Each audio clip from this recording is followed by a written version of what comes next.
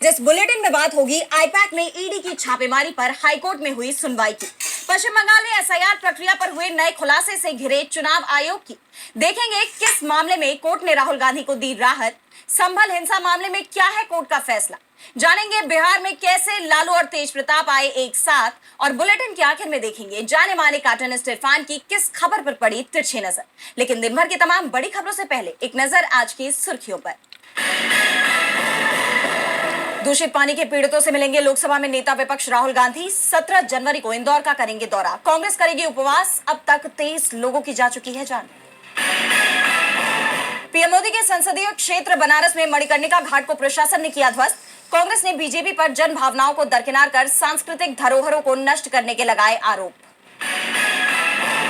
NEET में -40 marks वाले भी बनेंगे स्पेशलिस्ट डॉक्टर। एनबीईएमएस ने ओबीसी, एससी और एसटी कैंडिडेट्स के लिए कट ऑफ घटाकर 0 परसेंटाइल किया। खाली सीटों के चलते फैसला। आधार और वोटर आईडी कार्ड को नहीं माना जा सकता जन्म प्रमाण पत्र। मध्य प्रदेश हाईकोर्ट का बड़ा फैसला। कहा आधिकारिक सेवा रिकॉर्ड में दर्ज जन्म तिथि ही मान्य। और लाल निशान पर बंद हुआ शेयर बाजार। 244 अंकों की गिरावट के साथ 83,382 पर बंद हुआ सेंसेक्स, जबकि 66 अंकों की गिरावट के साथ 25,665 पर बंद हुआ निफ्टी। ये तो थी सुर्खियां। अब बात आज की सबसे बड़ी खबर की। टीएमसी के आईटी चीफ प्रतीक जैन और आईपैक के दफ्तर पर ईडी के छापे को लेकर कलकत्ता हाईकोर्ट में सुनवाई हुई। पहले ईडी की तरफ से याचिका दायर की गई थी और बाद में पश्चिम बंगाल सरकार भी हाईकोर्ट पहुंच गई। लेकिन कोर्ट में सुनवाई के दौरान जो नजारा दिखाई दिया उससे ईडी सवालों में घिर गई है। कोर्ट में टीएमसी की बड़ी जीत हुई है। तो क्या है पूरा मामला, देखिए इस रिपोर्ट में। 8 जनवरी को ईडी की टीम कोलकाता के सॉल्ट लेक सेक्टर 5 पहुंची। यहां आईपैक कार्यालय और इसके प्रमुख प्रतीक जैन के लाउडन स्ट्रीट स्थित आवास पर छापा मारा गया। प्रतीक जैन टीएमसी के आईटी चीफ भी हैं। पश्चिम बंगाल में 1 महीने बाद ही विधानसभा चुनावों का ऐलान होना है। ऐसे में वो टीएमसी के लिए चुनाव की रणनीति तैयार कर रहे हैं। और जब उनके आवास पर ईडी की छापेमारी हुई तो हंगामा मचना तय था और ऐसा हुआ भी। पश्चिम बंगाल की सीएम ममता बनर्जी मौके पर पहुंच गईं। सीएम की मौजूदगी के बाद ईडी कलकत्ता हाईकोर्ट पहुंच गई। पूरे मामले की सीबीआई जांच की मांग कर दी। तत्काल सुनवाई को कहा। ईडी की तरफ से कहा गया कि सुनवाई जल्दी नहीं हुई तो आसमान टूट जाएगा। सबूतों के साथ छेड़छाड़ हो रही है क्योंकि एक मुख्यमंत्री रेड वाली जगह जाती हैं और अहम सबूत ले आती हैं, जबकि ममता बनर्जी की तरफ से कहा गया कि ईडी के छापे अवैध थे और जांच एजेंसी ने सारी सीमाएं लांघ दी थी। सुनवाई के लिए कोलकाता हाई कोर्ट ने 9 जनवरी की तारीख भी तय कर दी थी, लेकिन कोर्ट में सुनवाई नहीं हो पाई तो ईडी सीधे सुप्रीम कोर्ट पहुंच गई। यहां भी जल्दी सुनवाई की डिमांड की। सुप्रीम कोर्ट से ईडी को कोई राहत नहीं मिल पाई। इस बीच कलकत्ता हाई कोर्ट में जस्टिस सुब्रा घोष की बेंच में सुनवाई शुरू हो गई। हाई कोर्ट में सुनवाई हुई तो ईडी के पैरों के नीचे से जमीन खिसक गई। 5 दिन में ही ईडी ने यू टर्न ले लिया। जो पहले कह रही थी कि जल्दी सुनवाई नहीं हुई तो आसमान फट जाएगा, अब जब हाईकोर्ट सुनवाई कर रहा था तो ईडी की तरफ से सुनवाई रोकने को कहा जाने लगा। ईडी की तरफ से पेश हुए additional solicitor general SB Raju सुनवाई टालने की बात कहने लगे। राजू ने कोर्ट में कहा, यह मामला सुप्रीम कोर्ट में है, इसीलिए हाई कोर्ट को सुनवाई टाल देना चाहिए। आज सुनवाई नहीं होने से कोई आसमान फटकर नहीं गिर पड़ेगा। तो वहीं तृणमूल कांग्रेस की तरफ से कोर्ट में पेश हुई senior advocate doctor Menaka Guruswamy ने कहा कि हमारी याचिका केवल राजनीतिक डेटा को सुरक्षित रखने और उसे मीडिया में लीक होने से बचाने तक सीमित है। हम चाहते हैं कि ईडी के पास जो सियासी डेटा है उसे मीडिया में लीक न किया जाए। टीएमसी की तरफ से दी गई इस दलील पर एसजी ने कोर्ट में दावा किया कि छापेमारी में ईडी ने कोई रिकॉर्ड जब्त नहीं किया है। ममता बनर्जी ही सभी दस्तावेज ले गई थी। एडिशनल सॉलिसिटर जनरल राजू की इस दलील पर डॉक्टर गुरुस्वामी ने कहा कि अगर एसजी राजू कोर्ट को ये बता रहे हैं कि ईडी ने कुछ भी जब्त नहीं किया है तो कोर्ट को ये बयान रिकॉर्ड में रखते हुए याचिका को निपटाना चाहिए, जिसके बाद कोर्ट ने टीएमसी के पक्ष में याचिका का निपटारा कर दिया। कोर्ट से टीएमसी को बड़ी राहत मिली है, जबकि चुनाव आयोग की मुश्किलें बढ़ती नजर आ रही हैं। बंगाल में चुनाव से पहले एक बड़े खुलासे ने राज्य की सियासत में भूचाल ला दिया है। द रिपोर्टर्स कलेक्टिव की रिपोर्ट में दावा किया गया है कि राज्य में चुनाव आयोग के एक बड़े अधिकारी ने चुनाव आयोग के आदेशों को दरकिनार कर दिया और इसकी जगह जिला अधिकारियों को व्हाट्सएप के जरिए अनऑफिशियल आदेश भेज दिए। इस खबर के सामने आते ही सत्ताधारी टीएमसी, बीजेपी और चुनाव आयोग पर हमलावर हो गए। तो कैसे इस रिपोर्ट ने मचा दी है बंगाल की सियासत में हलचल, जानेंगे इस रिपोर्ट में। पश्चिम बंगाल में चुनाव से पहले उसकी निष्पक्षता को लेकर बड़ा विवाद खड़ा हो गया है। द रिपोर्टर्स कलेक्टिव के एक खुलासे के बाद तृणमूल कांग्रेस ने चुनाव आयोग और भाजपा पर तीखा हमला बोला है। रिपोर्ट के मुताबिक बंगाल में चुनाव आयोग के एक शीर्ष अधिकारी ने आधिकारिक लिखित दिशा निर्देशों को दरकिनार करते हुए जिला अधिकारियों को व्हाट्सएप के जरिए अनौपचारिक आदेश भेजे। दरअसल आरोप है कि इन गोपनीय व्हाट्सएप संदेशों के जरिए मतदाता सूची के वेरिफिकेशन यानी सत्यापन की समय सीमा को जानबूझकर छोटा कर दिया गया। चुनाव आयोग के नियम कहते हैं कि किसी मतदाता का नाम काटने से पहले कई बार होम विजिट और पर्याप्त समय देना अनिवार्य है, लेकिन रिपोर्ट का दावा है कि इन आदेशों के कारण कानूनी अवधि खत्म होने से पहले ही बड़ी संख्या में मतदाताओं को अनुपस्थित घोषित कर दिया गया। इस खबर को शेयर करते हुए अब टीएमसी ने आरोप लगाया है कि जब लोग भाजपा को नहीं चुनते तो वे नियम ही बदल देते हैं। पुख्ता रिपोर्टों से पता चला है कि पश्चिम बंगाल में चुनाव आयोग के लिखित नियमों को किनारे कर दिया गया। इसकी जगह व्हाट्सएप पर अनौपचारिक निर्देश भेजकर डेडलाइन बदल दी गई। वेरिफिकेशन का समय कम कर दिया गया और कानूनी समय सीमा खत्म होने से पहले ही वोटर्स को अनुपस्थित घोषित कर दिया गया। ये सीधे तौर पर चुनाव आयोग के उन नियमों का उल्लंघन है जो वोटर्स को पर्याप्त समय देने और उनके घर जाकर जांच करने की गारंटी देते हैं। बिना किसी आधिकारिक रिकॉर्ड के नियम बदलने का मतलब है कि कोई जवाबदेही नहीं रहेगी, सिर्फ लोगों का वोट देने का अधिकार छीन लिया जाएगा। पार्टी ने आगे लिखा कि चुनाव आयोग को जवाब देना होगा कि वोटों की चोरी का आदेश किसने दिया और कितने नागरिकों के नाम चुपचाप लिस्ट से हटा दिए गए। वहीं इन सब के बीच बांकुड़ा में टीएमसी और बीजेपी कार्यकर्ताओं में झड़प की भी खबर सामने आई है। टीएमसी ने एक गाड़ी से हजारों फॉर्म 7 बरामद करने का दावा किया है, जिसमें कथित तौर पर वोटरों के नाम काटने के लिए पहले से ही डिटेल भरे हुए थे। मुख्यमंत्री ममता बनर्जी ने इसे लोकतंत्र की चोरी करार देते हुए बीजेपी पर गंभीर साजिश का आरोप लगाया है। वहीं दूसरी तरफ बीजेपी ने आरोपों को खारिज करते हुए कहा कि उनके कार्यकर्ता कानूनी तरीके से फॉर्म जमा करने जा रहे थे, जिन्हें टीएमसी ने मारपीट कर छीना। प्रदेश अध्यक्ष सामिक भट्टाचार्य ने चुनाव आयोग को चेतावनी दी है कि अगर इन त्रुटियों पर ध्यान नहीं दिया गया तो वे चुनाव नहीं होने देंगे। फिलहाल पुलिस फॉर्म्स जब्त कर मामले की जांच कर रही है। एसआईआर मामले में चुनाव आयोग की मुश्किलें बढ़ती जा रही हैं, लेकिन राहुल गांधी के लिए राहत भरी खबर आई है। लोकसभा में नेता विपक्ष राहुल गांधी की लोकप्रियता बीजेपी की चिंता का बड़ा कारण बनी हुई है और यही वजह है कि उन्हें रोकने की कोशिशें भी की जाती हैं। उनके खिलाफ आए दिन मुकदमे दर्ज होते रहे हैं, लेकिन अब राहुल गांधी को कोर्ट से बड़ी राहत मिली है। पीएम मोदी से जुड़ी टिप्पणी को लेकर दाखिल याचिका कोर्ट ने खारिज कर दी।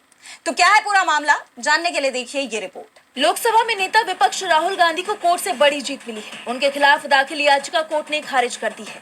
ये मामला राहुल गांधी की 2024 में निकाली गई भारत जोड़ो न्याय यात्रा के दौरान की गई टिप्पणियों से जुड़ा हुआ है। नेता विपक्ष राहुल गांधी पर पीएम मोदी की जाति को लेकर बयान देने के आरोप लगाते हुए शिकायतकर्ता ने कहा कि राहुल गांधी ने नेता प्रतिपक्ष होने के बावजूद भी जाति से जुड़े बयान दिए थे और ऐसे बयान जनता को भड़काने वाले थे। उनका दावा है कि भारत जोड़ो न्याय यात्रा के दौरान राहुल गांधी ने कहा था कि प्रधानमंत्री मोदी जन्म से ओबीसी नहीं है, बल्कि वो गुजरात के तेली समुदाय से संबंध रखते हैं। तेली समुदाय को 2000 में ओबीसी वर्ग में शामिल किया गया था। राहुल ने इन बयानों को देते वक्त खुद की जाति की पहचान को छुपा लिया था। उन्होंने कांग्रेस सांसद के बयान को देश की एकता और अखंडता के लिए खतरा बताया, लेकिन कोर्ट में उनकी याचिका टिक ही नहीं पाई। सुनवाई के दौरान अतिरिक्त सत्र न्यायालय ने कहा कि शिकायतकर्ता के बयान और रिकॉर्ड में रखे गए सबूत से याचिका के पक्ष में कोई और आधार नहीं बनता और उनकी याचिका को खारिज कर दिया। आप जानते हैं कि इससे पहले भी मोदी उपनाम पर टिप्पणी को लेकर राहुल गांधी पर आरोप लगे थे, जिसमें गुजरात कोर्ट ने उन्हें दोषी ठहराया था और उनकी सांसदी चली गई थी। उनका सरकारी आवास भी चला गया था। हालांकि बाद में सुप्रीम कोर्ट ने इस फैसले पर रोक लगा दी थी और अब एक बार फिर राहुल को कोर्ट से बड़ी राहत मिली है। राहुल गांधी को कोर्ट से बड़ी राहत मिली है। कोर्ट ने याचिका ही खारिज कर दी। वहीं संभल हिंसा मामले में भी कोर्ट का रुख सख्त नजर आ रहा है। उत्तर प्रदेश के संभल जिले में नवंबर 2024 में मस्जिद के सर्वे के दौरान हिंसा भड़क गई थी। संभल कोर्ट ने इस मामले में संज्ञान लिया है और कार्रवाई का आदेश दिया है, जो फिरोजाबाद के एएसपी अनुज चौधरी के लिए बड़ा झटका माना जा रहा है। तो क्या है ये पूरी खबर, जानेंगे इस रिपोर्ट में। वार्निंग। संभल जिले की शाही जामा मस्जिद के सर्वे के दौरान हिंसा हुई थी, जिसमें 5 लोगों की जान चली गई थी और कई लोग घायल हो गए थे।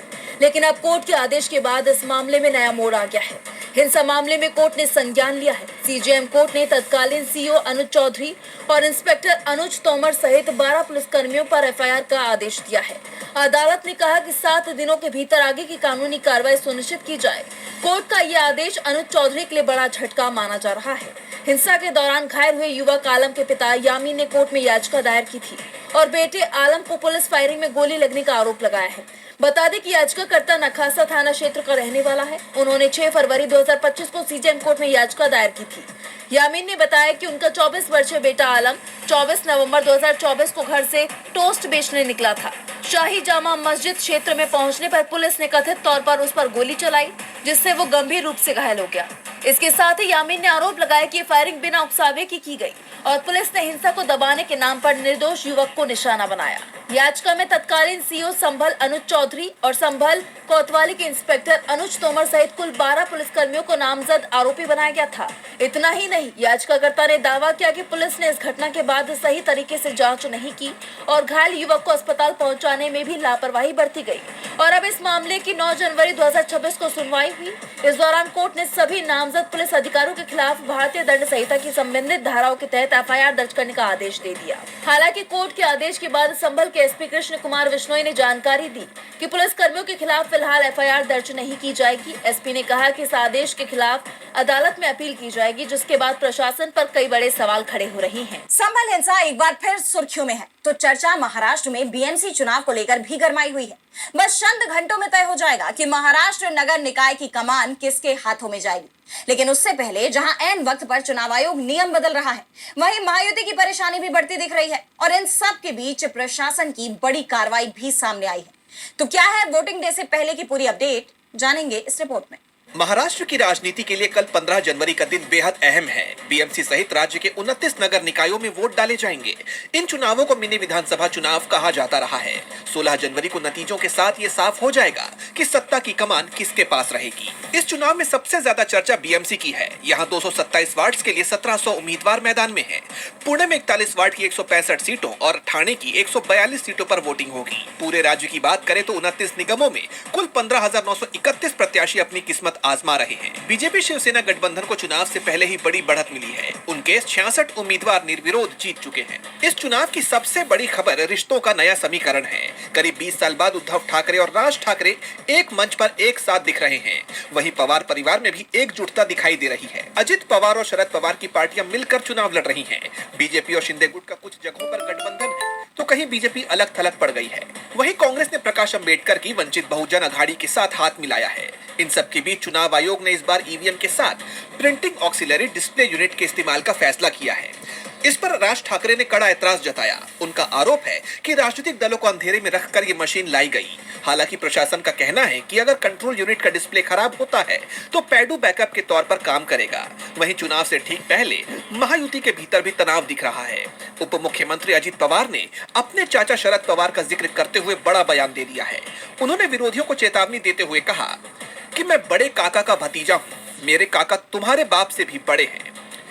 दूसरी तरफ निष्पक्ष चुनाव के लिए प्रशासन ने कमर कस ली है। आचार संहिता के उल्लंघन के मामले में अब तक 21,153 लोगों पर कार्रवाई की गई है। मुंबई पुलिस ने छापेमारी कर 5.90 करोड़ रुपए की नकदी और करीब 54.84 करोड़ रुपए की ड्रग्स जब्त की है।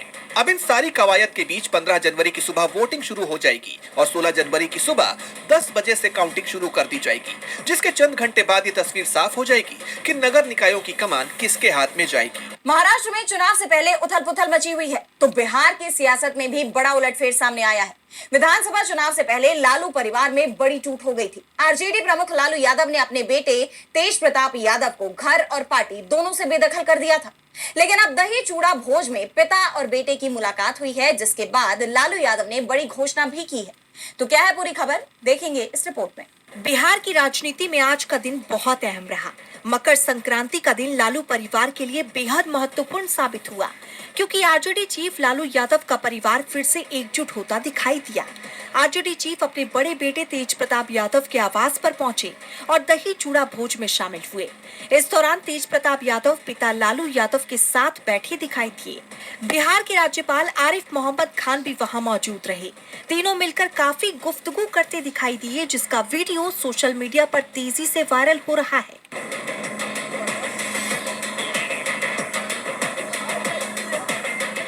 इस वीडियो के सामने आने के बाद से सियासी गलियारों में तमाम तरह की चर्चाएं हैं। लालू प्रसाद यादव के तेज प्रताप के घर जाने के बाद ये तय हो गया है कि रावड़ी आवास के दरवाजे तेज प्रताप के लिए खुल गए हैं। इस दौरान लालू यादव ने एक बड़ा बयान दिया, जिससे इस चर्चा को और हवा मिल गई। लालू यादव ने कहा कि बेटे तेज प्रताप यादव से उनकी कोई नाराजगी नहीं है। वहीं तेज प्रताप यादव ने कहा कि माता पिता हमारे लिए भगवान हैं, आशीर्वाद तो हमें मिलता रहेगा। तेज प्रताप के जरिए आयोजित किए गए दही चूड़ा भोज पर आरएलजेपी प्रमुख पशुपति पारस का भी बयान आया। उन्होंने दावा किया कि बिहार की राजनीति में नया मोड़ आएगा। जितना भी ग्रह था, ये ग्रह सब खत्म हो गया और आज से नया समीकरण बनेगा। जो लोग बिखरे हुए थे परिवार में, सब लोग एक हो जाएंगे और बिहार की राजनीति में नया मोड़ आएगा। चलो अब बोल तो दिए, चलो। उनके इस बयान के बाद अब कयास है कि जिस तरह लालू परिवार एक बार फिर एकजुट होता दिख रहा है, क्या पासवान परिवार भी एक होगा? लालू यादव ने बेटे के प्रति नरम रुख अपनाया हुआ है। उनके बदले रुख से परिवार एकजुट हो गया है, लेकिन ईरान को लेकर अमेरिका के रुख में कोई बदलाव नहीं दिख रहा। एक तरफ वो प्रदर्शनकारियों को भड़का रहा है, मदद भेजने के दावे कर रहा है, वहीं दूसरी तरफ इजरायल और पाकिस्तान में जबरदस्त खलबली मची हुई है। जंग की तैयारियां तेज हैं, तो भारत ने अपने नागरिकों को जल्दी ही ईरान छोड़ने की सलाह दे दी है। तो क्या छिड़ने वाली है जंग? देखेंगे इस रिपोर्ट में। ईरान में तख्ता पलट की कोशिशें नाकाम हो गई हैं। अमेरिकी राष्ट्रपति डोनाल्ड ट्रंप जो लगातार सरकार के खिलाफ प्रदर्शन करने वालों का समर्थन कर रहे थे, ईरान सरकार को धमकी दे रहे थे कि अगर इन प्रदर्शनकारियों को बलपूर्वक रोका गया तो अमेरिका हमला कर देगा। लेकिन जब ईरान की जनता खुलकर अपने सर्वोच्च नेता आयतुल्लाह अली खामेनेई के समर्थन में आ गई तो अमेरिका का दांव फेल हो गया। लेकिन अभी भी ट्रंप ईरान में दखल देना नहीं छोड़ रहे। अब उन्होंने प्रदर्शनकारियों को भरोसा दिलाया है कि वो प्रदर्शन जारी रखे, मदद पहुंच रही है, रास्ते में है। उनके इस बयान को उकसावे की कार्रवाई के तौर पर देखा जा रहा है। यही नहीं, ईरान के निर्वासित क्राउन प्रिंस रजा पहलवी ने भी ऐलान कर दिया है कि अब तक आपने अमेरिका के राष्ट्रपति का संदेश सुन लिया होगा, मदद आ रही है। जिस तरह से आप अब तक संघर्ष करते आए हैं उसे जारी रखें। उन्होंने जनता के साथ ही ईरानी सेना को भी संदेश दिया है और कहा है कि वो भी ईरानी शासन के खिलाफ बगावत करे, प्रदर्शनकारियों का साथ दे, जिससे साफ है कि ट्रंप हर हाल में ईरान की सत्ता को बदलना चाहते हैं। और अब जब कोई भी दांव काम नहीं आ रहा तो जंग एकमात्र विकल्प नजर आ रहा है। हालांकि पिछली बार भी जून 2025 में जो जंग हुई थी उसमें अमेरिका और इजरायल ऐसा करने में नाकाम रहे, लेकिन इस बार दोनों की तरफ से खुद को जंग के लिए और मजबूत किया जा रहा है। यही वजह है कि अब तक हमला नहीं हुआ, लेकिन अब वो घड़ी नजदीक दिखाई दे रही है क्योंकि इजरायल ने अपना आयरन डोम एक्टिव कर दिया है। इजरायल के सार्वजनिक प्रसारक कान ने बताया कि पिछले 24 घंटों के दौरान इजरायल की हवाई रक्षा प्रणालियों में बदलाव किए गए हैं, जिसमें आयरन डोम इंटरसेप्टर सिस्टम की तैनाती भी शामिल है। कई सैन्य टुकड़ियों को हाई अलर्ट पर रखा गया है। वहीं पाकिस्तान में भी सीडीएफ आसिम मुनीर ने आपात बैठक बुला ली, जिसमें आईएसआई प्रमुख और NSA general Asim Malik, southern commander lieutenant general Rahat Naseem, military intelligence प्रमुख, चीफ ऑफ जनरल स्टाफ और अन्य वरिष्ठ जनरल शामिल हुए। ये बैठक इसलिए अहम मानी जा रही है क्योंकि पाकिस्तान की बड़ी सीमा ईरान से लगती है और पिछली बार भी जब अमेरिका ने ईरान के परमाणु ठिकानों पर हमला किया था तो दावा किया गया था कि उसके बॉम्बर विमानों ने पाकिस्तान से ही उड़ान भरी थी। ऐसे में ये सवाल अब और मजबूत होते जा रहे हैं कि क्या अमेरिका ने तैयारी पूरी कर ली है?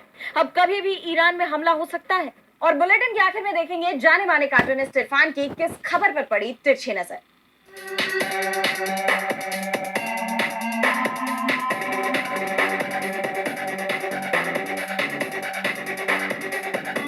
एक बड़ी खबर आ रही है कि दिल्ली हाईकोर्ट ने पीएम केयर्स फंड को निजता का मामला माना है और उसे आरटीआई के दायरे में नहीं रखा है।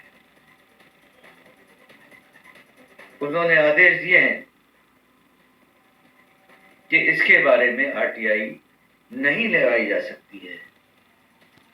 इसमें कितना पैसा कहां से आया, कब आया, किसने दिया और उस पैसे का क्या हुआ आखिर, इसके बारे में अब किसी को भी जानने का कोई अधिकार नहीं है, क्योंकि ये आरटीआई के दायरे में नहीं आता। ठीक बात है भाई, बड़े लोग हैं, बड़ी बातें हैं, इसके बारे में वही लोग जाने। जनता के लिए तो बहुत सारे मुद्दे हैं ना, सवाल पूछने के लिए, सड़कें, बिजली, पानी, स्कूल, अस्पताल वगैरह वगैरह।